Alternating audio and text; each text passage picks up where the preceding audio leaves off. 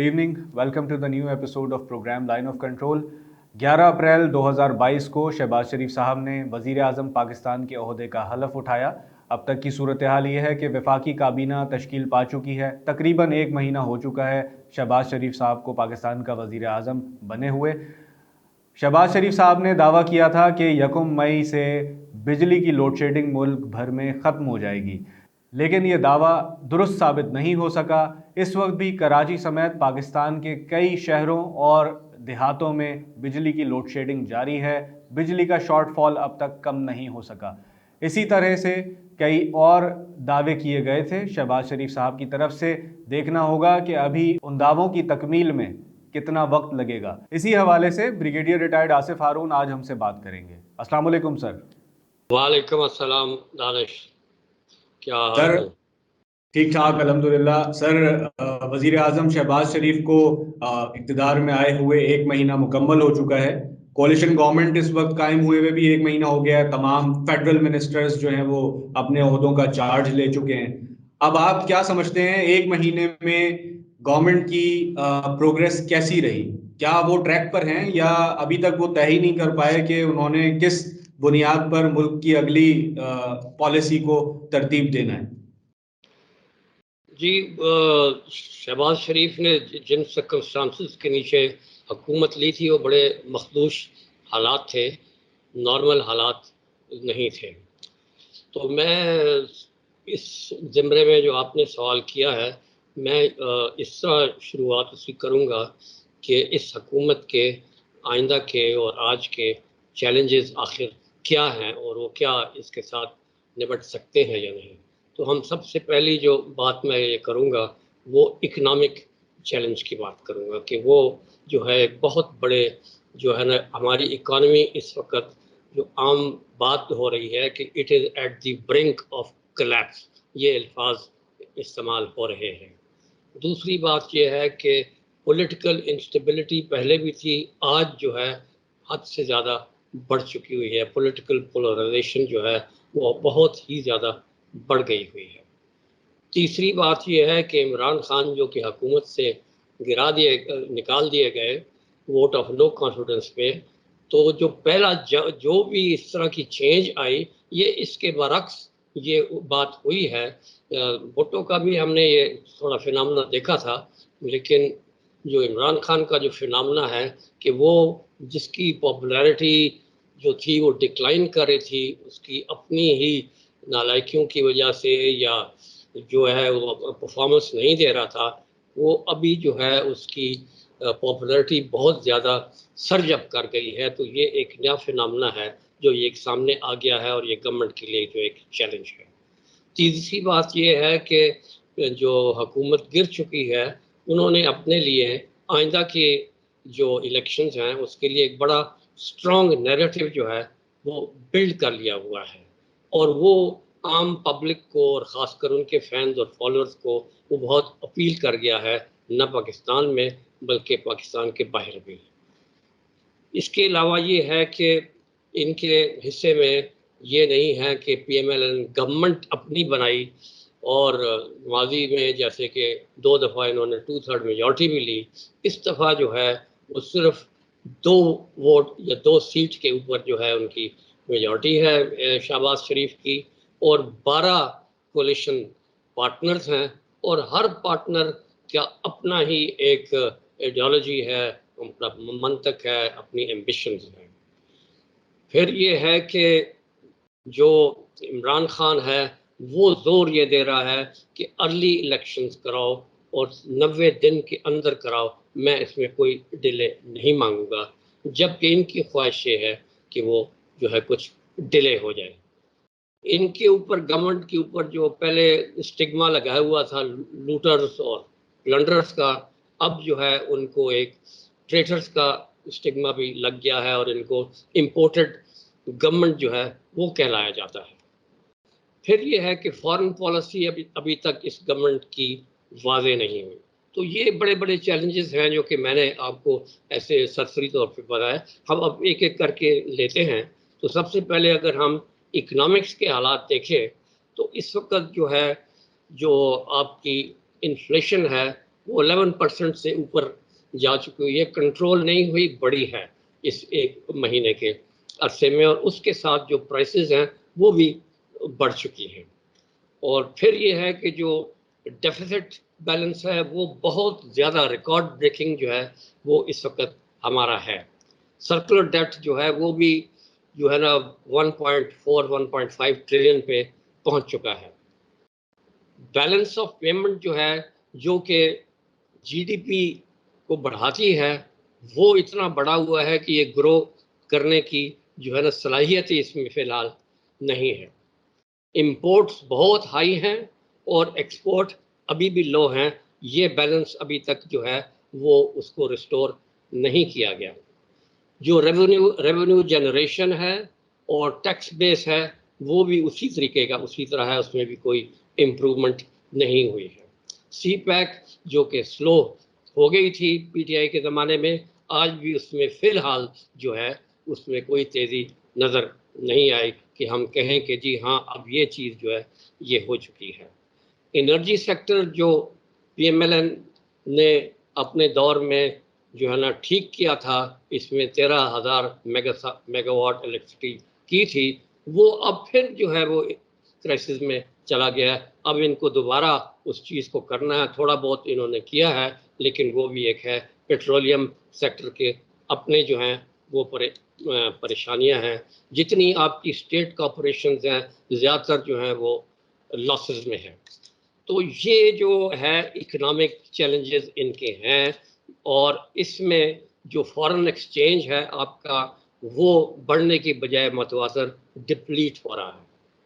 Saudi अरब से जो आपको प्रॉमिस की गई है जो है ना डेफर्ड ऑयल की, या जो आपको ऑलरेडी दिया गया था उसकी मियाद जो है ना बढ़ा दी गई है, तो ये तो एक बड़ा एक टेम्पररी रिलीफ है जो कि 8 हफ्ते मुश्किल से ज़्यादा होगा, फिर वही सिचुएशन होगी। तो अपना जो है हमारे अंदर जो है ना इस वक्त ऐसी कोई चीज़ नहीं देखने में आ रही कि हमने जो है ना खुद अपनी इकोनॉमिक लेग्स पे खड़ा होने के लिए कुछ तदबीर बनाई है, कोई कॉम्प्रिहेंसिव इकोनॉमिक पॉलिसी सामने आई नहीं है।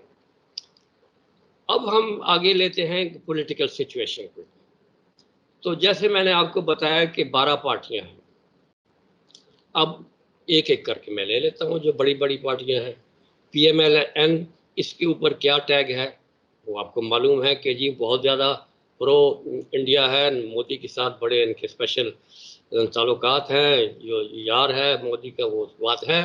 फिर आपको ये भी मालूम है कि इन्होंने डॉन लीग्स में भी इन्वॉल्वमेंट इनकी है। फिर जो मुंबई अटैक वाला जो किस्सा था उसमें भी नवाज शरीफ ने साफ अल्फाज में कहा था कि जी हाँ पाकिस्तान इसमें इन्वॉल्व है, जबकि उसमें किताबें छप चुकी, बार बार लोगों ने भी कह दिया कि ये उनका इन हाउस ये ड्रामा था।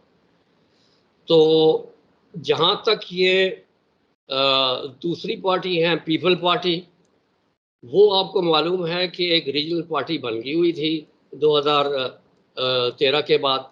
अब उसकी ख्वाहिश है कि दोबारा वो नेशनल पार्टी बन जाए at the cost of the PMLN, क्योंकि जो वो अब बने तो वो अब मांग रहे हैं, उन्होंने अपने बड़े बड़े हिस्से भी मांगे। अब भी वो कह रहे हैं कि गवर्नर पंजाब भी हमारा होगा, सेनेट चेयरमैन भी होगा, फॉरेन मिनिस्ट्री उन्होंने अपने हाथ में ले ली है, और भी सीट एडजस्टमेंट मांग रहे हैं। मकसद उनका ये है कि जो पंजाब जो मोस्ट इम्पॉर्टेंट प्रोविंस है, यहाँ हुकूमतें बनती और टूटती हैं, वहाँ वो अपना दोबारा जो है ना वो स्पेस जो है वो अपना बनाए, और आइंदा के लिए वो भी एक नेशनल पार्टी के तौर पे जो है जो जब भी इलेक्शन हो उसके लिहाज से वो लड़े।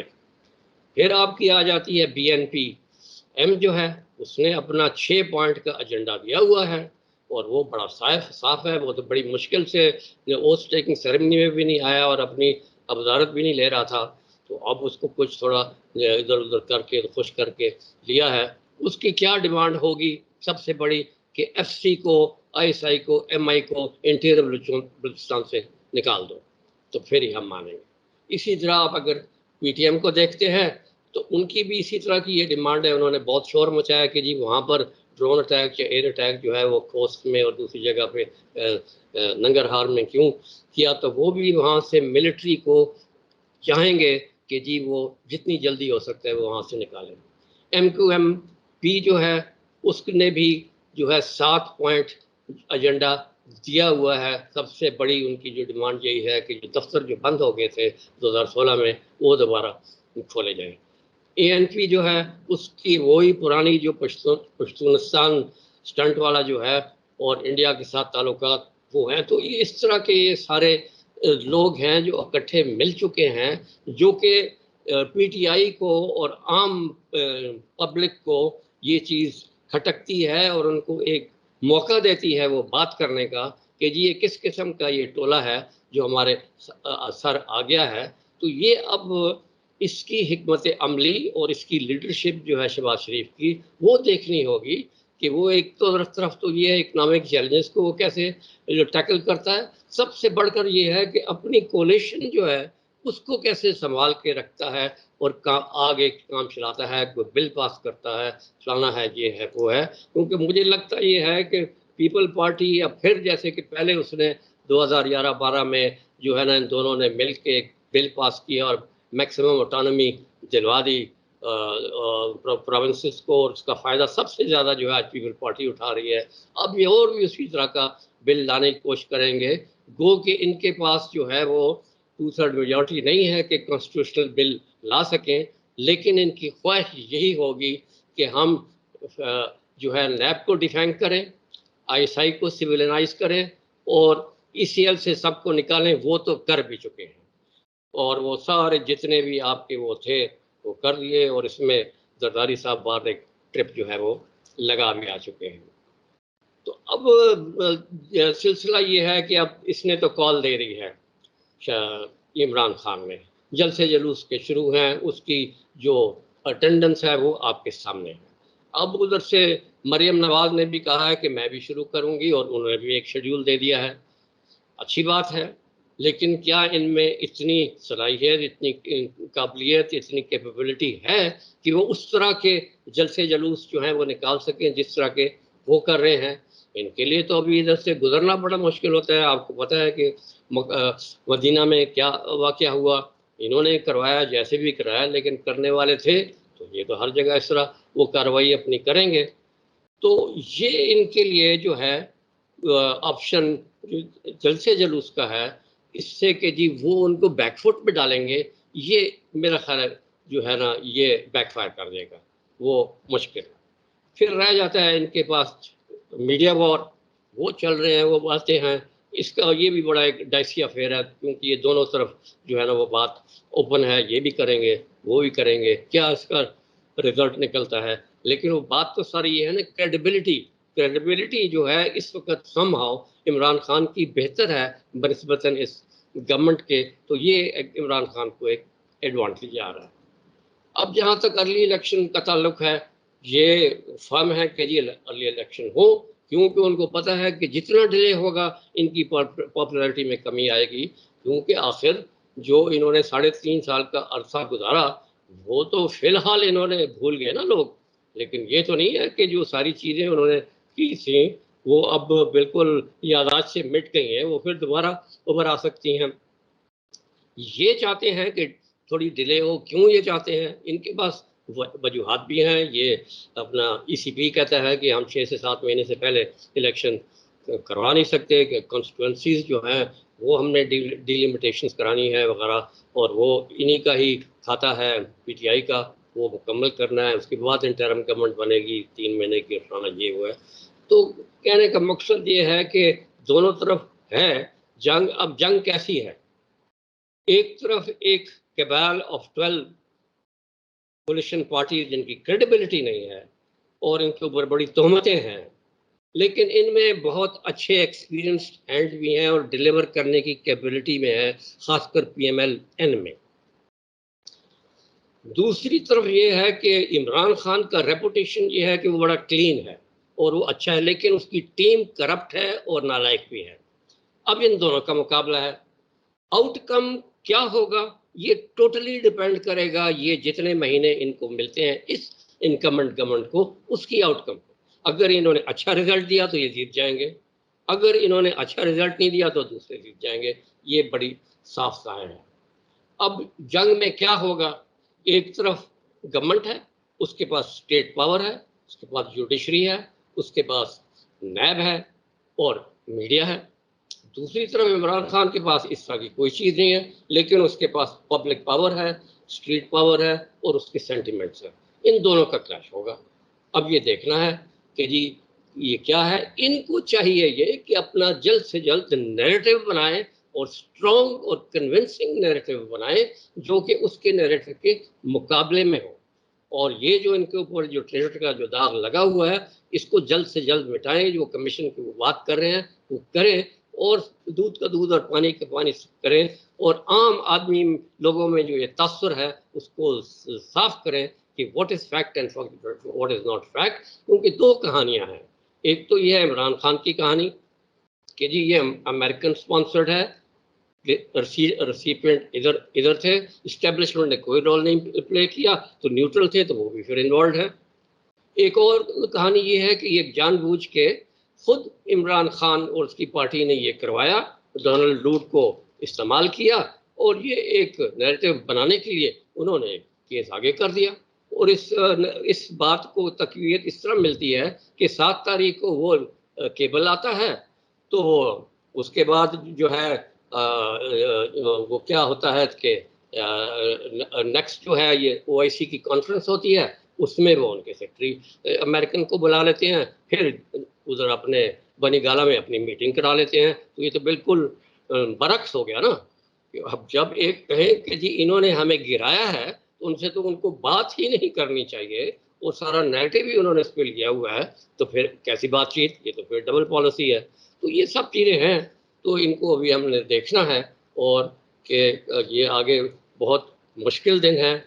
अब सारा डिपेंड करेगा कि IMF का रोल, वो कि उसने कुछ अपनी फ्लेक्सिबिलिटी शो की है कि वो $8 बिलियन की बात करता है। FATF का रोल कि वो ग्रे लिस्ट से निकालता है। अमेरिकन रोल वो कितना, अगर वाकई वो लेके आया है तो कितना सॉफ्ट होगी, कितना हेल्प ये करता है। EU वो कितना है, इन्होंने एक्सपोर्ट लेवल बढ़ानी है, उन्होंने भी एक्सपोर्ट बढ़ानी है। और सबसे बढ़कर ये कि जो प्रॉमिस किया था ब्रिटेन ने कि जी मैं 20% वीट भी और गैस भी फ्री दूंगा, क्या ये अब लेंगे? और लेना चाहिए इनको। और फिर CPEC का जो कि हमारी लाइफ लाइन है, कि इसको वो कितनी जल्दी जो है ना दोबारा बहाल करते हैं और इसमें तेजी लाते हैं और इकोनॉमिक जोन जो है 2 से 3 जो है ना फौरन उसको एक्टिवेट करके, ताकि हमारी एक्सपोर्ट बेस जो है ना कुछ बने और ग्वादर को वो ऑपरेशनलाइज करें। जी ठीक है sir, thank you so much for your in depth analysis. आपसे अगले हफ्ते फिर मुलाकात होगी। थैंक यू जी, थैंक यू। ये था आज का प्रोग्राम लाइन ऑफ कंट्रोल। इस बात से कतई नज़र कि पाकिस्तान में किसकी हुकूमत है, किसकी हुकूमत नहीं है, हम सन 2011 से 2022 का एक छोटा सा एनालिसिस आपके सामने पेश करना चाहते हैं। आज जंग अखबार में वजाहत मसूद साहब ने कॉलम में ये आदाद शुमार पेश किए हैं। उन्होंने पाकिस्तान की मईशत का चीन, भारत और बांग्लादेश के साथ मवाजना किया है। चंद आशारिये मैं आपके साथ शेयर करना चाहूँगा। चीन और भारत को हम एक तरफ कर देते हैं क्योंकि हम कहते हैं कि उनका हजम बहुत बड़ा है, उनकी आबादी बहुत ज़्यादा है। हम अपने से निस्बतन छोटे मुल्क यानी कि बांग्लादेश की बात करते हैं। 2011 से लेके 2022 तक पाकिस्तान में तीनों बड़ी सियासी जमातों की हुकूमत रह चुकी है। 2011 से 2013 तक पीपल्स पार्टी पाकिस्तान में हुक्मरानी कर रही थी। 2013 से लेकर 2018 तक मुस्लिम लीग नून की हुकूमत रही और 2018 से अभी 2022 में इमरान खान साहब वज़ीर आज़म थे, जिनको कुछ महीने कबल तहरीक अदम एतमाद के ज़रिए वज़ारत उज़्मा के मनसब से हाथ धोना पड़े। लेकिन इस 10 साल के अरसे में बांग्लादेश की मईशत कहाँ से कहाँ पहुँच गई और पाकिस्तान की मईशत कहाँ रह गई, इसका मैं आपको एक छोटा सा मवाजना पेश करूँगा जो कि वजाहत मसूद साहब ने अपने कॉलम में लिखा। बांग्लादेश के ज़र मुबादला के ज़खायर 2011 में 9.2 अरब डॉलर थे, जो कि इस वक्त 2022 में 40 अरब डॉलर हो चुके हैं। 2011 में पाकिस्तान के ज़र मुबादला के ज़खायर 16.4 बिलियन डॉलर्स थे, जो कि इस वक्त 10 साल बाद 14.9 बिलियन डॉलर्स पर कम हो चुके हैं। इसी तरह से बांग्लादेश की एक्सपोर्ट्स 2011 में 24 बिलियन डॉलर्स थी, जो कि अब बढ़कर $50 बिलियन हो चुकी हैं और पाकिस्तान की एक्सपोर्ट्स 2011 में $25 बिलियन थी, जो कि अब तक सिर्फ $3 अरब बढ़ सकी, यानी कि इस वक्त पाकिस्तान की एक्सपोर्ट्स $28 बिलियन है। सिर्फ $3 अरब का इजाफा हुआ है 10 साल में। ये हालत है पाकिस्तान की। और बांग्लादेश के भी मैंने आपको आदाद शुमार पेश किए कि 10 साल के अरसे में एक छोटा मुल्क जो कि पाकिस्तान से जोग्राफियाई लिहाज से, आबादी के लिहाज से छोटा है, वो कहाँ से कहाँ पहुँच गया। अब हमें ख़ुद ये देखना होगा कि पाकिस्तान में कोई सियासी जमात मईशत को क्यों नहीं बेहतर कर सकी, मुल्क की हालत क्यों नहीं सुधर सकी। अब सियासी बातों, दावों, बयानात से क़तई नज़र हमें बहुत संजीदगी के साथ सोचना चाहिए कि हमारी मईशत, हमारा मुल्क किस डगर पर जा रहा है, क्योंकि अगर यही सूरत हाल रही तो अभी श्रीलंका में इकनॉमिक क्राइसिस आया हुआ है बड़ा ख़तरनाक किस्म का, उसका भी आप लोगों को मैं तजवीज़ करूँगा कि ज़रूर उसके बारे में पढ़े। फ़ी अमान अल्लाह।